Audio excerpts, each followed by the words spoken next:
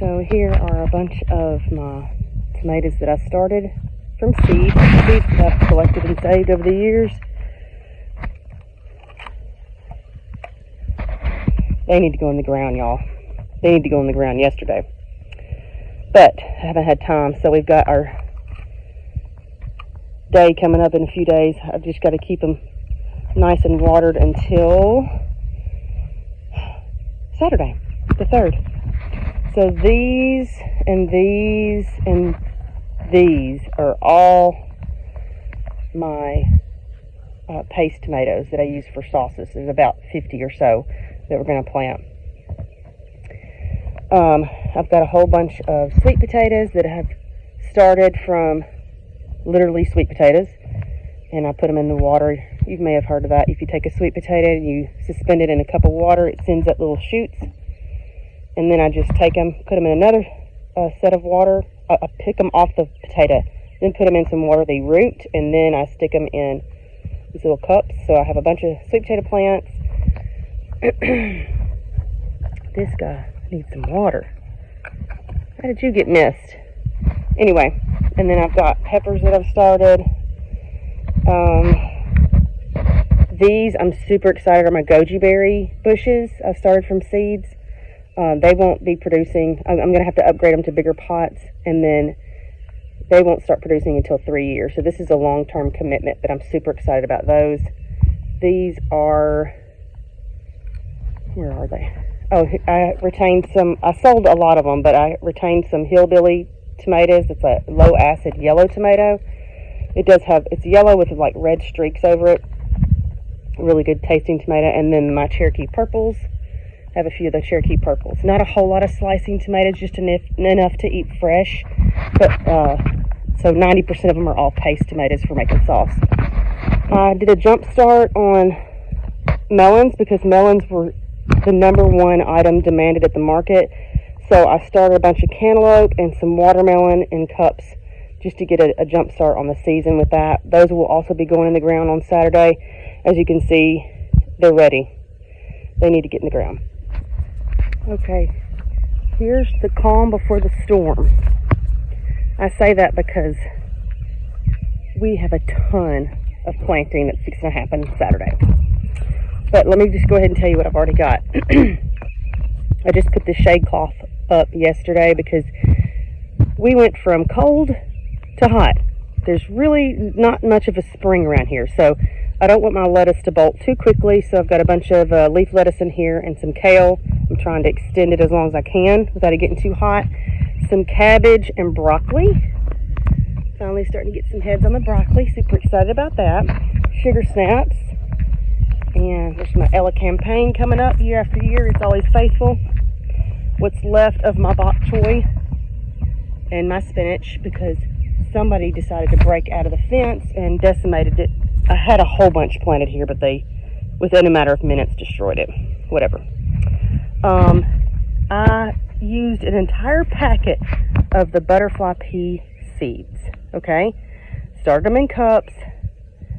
They're very, very, very picky about how they grow. The temperature has to be just right. Well, anyway, I only had one. Out of all that I started in a cup, one survived. So here she is, and then I just straight sowed some here, and I believe this is one coming up, and then I saw another one right there coming up. So hopefully this whole trellis on this side will be covered in beautiful, beautiful blue flowers in about a month. Garlic is looking fantastic, as usual.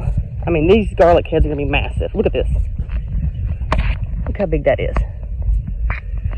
And we still got another month, good month of growth on those. I started some bee balm, so I got some bee balm in the ground. And then my,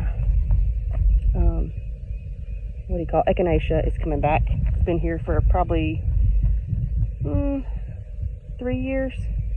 4 years. Already got some flower heads on it. And then these are my Sida tomatoes. This I put them in the ground yesterday. So when I save seeds, obviously if you put them all in the exact same spot, you're gonna run into cross-pollination. When I plan on saving seeds from a variety, I'll plant them in different places. So the cider tomatoes are here, and then probably at one of the other corners I'll put another variety, and then somewhere else I'll plant another variety. So it keeps them from cross-pollinating, or it's your best chance anyway, without covering them. And then I've got some zinnias. I just broadcasted some seeds that will grow behind these along the fence. Here is some salvia. Blue sage is the variety. Threw those in there. I started those from seeds as well. I love starting plants from seeds, y'all. Can you tell?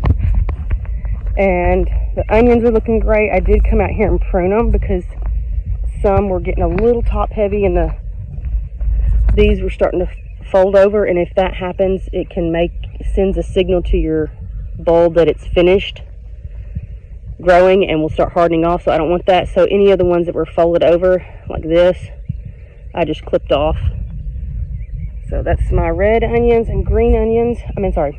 White onions on this row, red onions on this row. I don't know why I can't get that right. Still have tons of weeding, still have tons of thinning out to do on my raspberries. I mean, look at these raspberries, y'all. Look at this. Beautiful, but it has got to be thinned out, okay? Got to thin that out big time. I am super excited though, because the berries, because we didn't have that late frost that we always have, the berries are doing fantastic. All right, so here's the main garden. I threw some wood ash in here. We've got a big day coming Saturday, and that's planting day. Over there, that's covered to keep the grass from growing, is where we're going to throw the melons and the watermelon, cantaloupe and watermelons over there. Anyway, that's the garden for 2025, and I will keep you updated after we plant.